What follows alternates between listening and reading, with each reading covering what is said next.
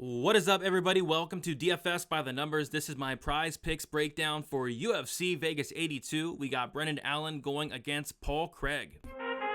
I need all the wins, yeah. All that and all that is. You better move, you might get knocked out. Knocked out. You better move, you might get knocked out. Knocked out. You better move, you might get knocked out. Knocked out. And we are back talking some prize picks. This week we are breaking down UFC Vegas 82 from a prize picks perspective. We got 14 fights to go through, so there are a lot of spots sticking out.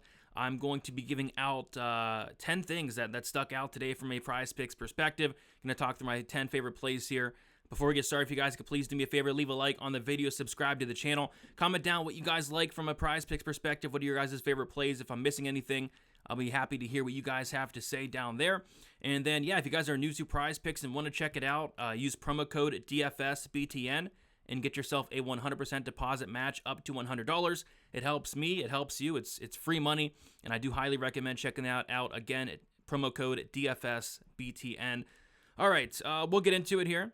No more time to waste. We have a lot to talk about. We're going to start with the significant strikes, and the first one we're going to touch on is the Rafael Estevam.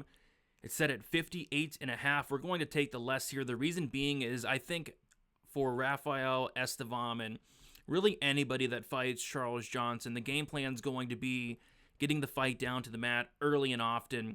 And I feel like that's exactly what this guy does in general. And that's kind of what Charles Johnson struggled with. He struggled with guys taking him down, controlling him, holding him down. And, guys are able to get like 9, 10, 11 takedowns against him. And I think that's very much on the table here for Estevam. I don't think Estevam's going to want to strike with Charles Johnson. I think the game plan is going to be simply getting this fight down to the mat as much as possible. And I don't think there's going to be a lot of striking from the Estevam side. So I like Estevam to get this less here. 58.5, it seems like a lot. When his game plan is going to be to wrestle. So give me the less there on the significant strikes for Estevam. Moving on, we're going to take the Mick Parkin significant strikes. It is set at 39.5. We're going to take the more here. This is a fight where I see it actually going over, and I see it even going the distance potentially. Mick Parkin's a guy that, he's a finisher, but he's finishing like low-level guys. The one time we did see him fight, an actual opponent, and Jamal Pogues his last time out, he just showed like zero finishing instinct, like zero willingness to go out there and get that finish. He kind of was content to stay on the outside and pick apart Jamal Pogues, and I think that's kind of going to be the game plan here against Kyle Machado, he's a tough dude. Kyle Machado's a guy that I don't think is just going to fold over. Machado, I think he's a black belt in BJJ. So yeah, I think Mick Parkin, the game plan is going to be keeping this upright, picking him apart. I think this fight potentially even goes the distance, and I think he has high enough volume to hit this more here. So give me 39.5 significant strikes for Mick Parkin, and I'm taking the more. And then we will go to a very sneaky one here, I think. It's going to be Chase Hooper. And I'm going to take the more on the significant strike. So it's set at 47.5, which it seems low. So this is a grappler versus grappler matchup. And a lot of times with these grappler versus grappler matchups, we get a fight that plays out on the feet for a lot longer than you'd expect.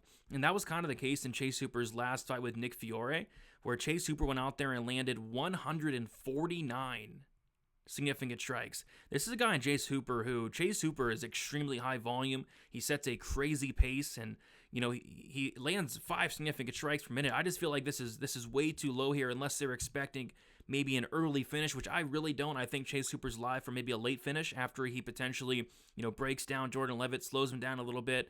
Maybe it's like a third round finish, but yeah, I think Chase Hooper's going to set a pace here with his cardio, his volume. And I think this fight gets extended. So yeah, 5 significant strikes per minute. I think this fight gets extended. I like that more on the significant strikes for Chase Hooper there. I think it's way too low. I mean, this guy tripled that his last time out. All right, and then, so that's all for the significant strikes. There's a couple more that kind of stuck out, but nothing that I really loved. We'll move on to the fantasy score here, and we'll stick with Chase Hooper here. So Chase Hooper, I'm taking the fantasy score to the more. A lot of people are on the Jordan Levitt side this week, and I think I kind of get it from like a price perspective. Like Chase Hooper shouldn't be this big of a favorite, all that, but I actually really like Chase Hooper in this matchup.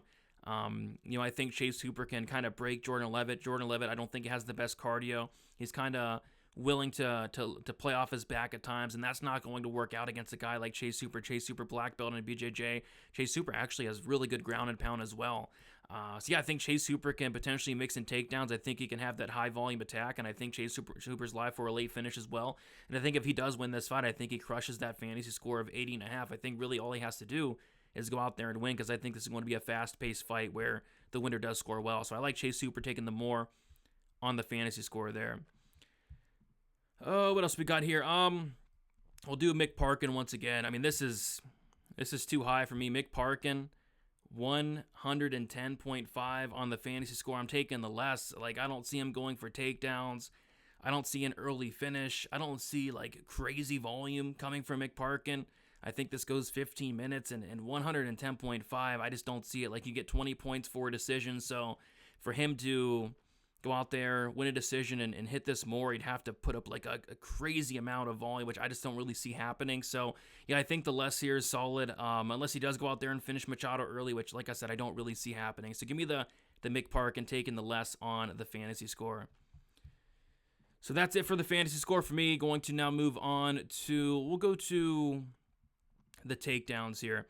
And there are two that are sticking out. The first one that is going to be Rafael Estevam, 2.5 takedowns. I'm taking the more. Like, you take a look at Charles Johnson, and, Estevam can take him down whenever he wants. It's just, Charles Johnson does have a good get-up game, right? So, which is only going to lead to more takedowns. Charles Johnson was taken down how many times? 11 times by Cody Durden, 12 times by Muhammad Makayev. Even Ode Osborne took him down 3 times as well. So, yeah, I mean, the Estevam should go out there, take him down multiple times across 15 minutes. I think this 2.5 is too low. I really do. So give me the more there on the 2.5 takedowns for Estevam.